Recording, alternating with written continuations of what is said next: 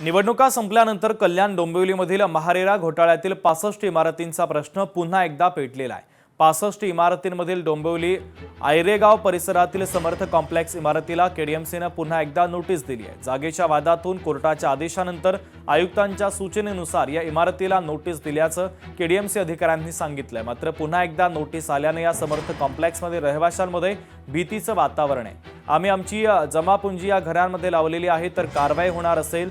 आमच्याकडे आत्महत्या करण्याशिवाय दुसरा पर्याय नाही। तुम्ही कारवाई करा, आम्ही आत्महत्या करतो असा इशारा येथील रहिवाशांनी दिलेला आहे आणि आपली कैफियत सुद्धा त्यांनी माध्यमांच्या समोर मांडली।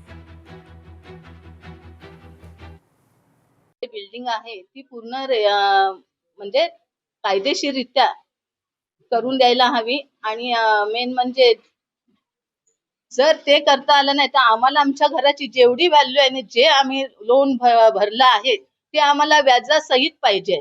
आम्ही त्याशिवाय जाणारच नाही इथून। आम्हाला आमच्या घराची जी रक्कम आहे जी आम्ही व्याज भरतोय आज एवढ्या वर्ष 4 वर्ष त्याची आम्हाला व्हॅल्यू ते कुणीही द्या, गव्हर्नमेंटने द्या नाही तर कुणीही द्या, आम्हाला त्याच्याशी मग आम्ही त्या क्षणी आमचं घर सोडू शकतो। आमच्या प्रत्येक ज्या इमारतीमधले घरवाले आहेत त्यांना सगळ्यांना त्यांच्या हक्काचे पैसे नाही तर घर पाहिजेच, त्याशिवाय आम्ही इथून हलणारच नाही। महानगरपालिकेला फक्त आम्हाला एवढंच म्हणायचं आहे, आमची काही डिमांड नाही। एक तर आमचे घरे वाचलं पाहिजे, एक तर जे आमचे इंटरेस्ट सोबत आमचे जे पैसे आहे ते आम्हाला भेटले पाहिजे आणि फायनान्शियल प्रोटेक्शन आम्हाला पाहिजे।